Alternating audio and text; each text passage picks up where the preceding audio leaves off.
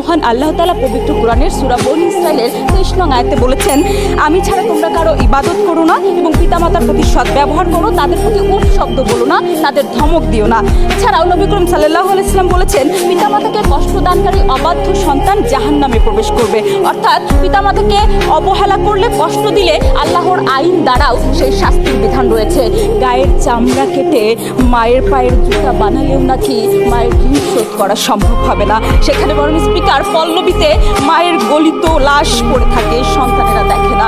চাঁপাইনবাবগঞ্জে সম্পত্তি লিখে নিয়ে বৃদ্ধ বাবা মাকে বাড়ি ছাড়া করে গোয়াল ঘরে রেখে দেয়। বরগুনায় শতবর্ষী মা বাবা গোয়াল ঘরে থাকে, সন্তানেরা দেখাশোনা করে না। 2020 সালের ঝিনাইদহের শৈলকুপের ঘটনা আমরা সবাই জানি। স্পিকার বৃদ্ধা মাকে বাড়ি থেকে বের করে দেয় সন্তানেরা, মায়ের আশ্রয় হয় গাছতলায়, সন্তানেরা দেখাশোনা করে না। কিন্তু যখন পরে পুলিশ প্রশাসন সন্তানদের ভরণ পোষণ আইনে বাধ্য করে সেই বাবা মাকে সসম্মানে ঘরে ফিরিয়ে নিতে, তখন কিন্তু সন্তানেরা সেটি মেনে নেয়।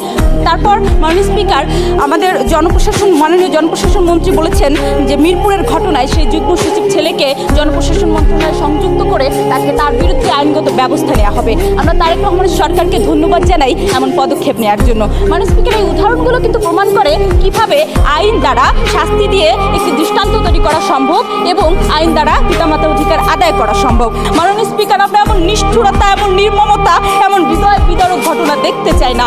এসবের অবসান ঘটুক, আইনের বাস্তবায়ন হোক, আইন প্রয়োগ করা হোক। তাই মাননীয় স্পিকার, পৃথিবীর সকল বাবা মার হয়ে আপনার কাছে অনুরোধ করছি, আজকের এই প্রস্তাব যেন এই সংসদে গৃহীত হয়। ধন্যবাদ মাননীয় স্পিকার, ধন্যবাদ সকলকে।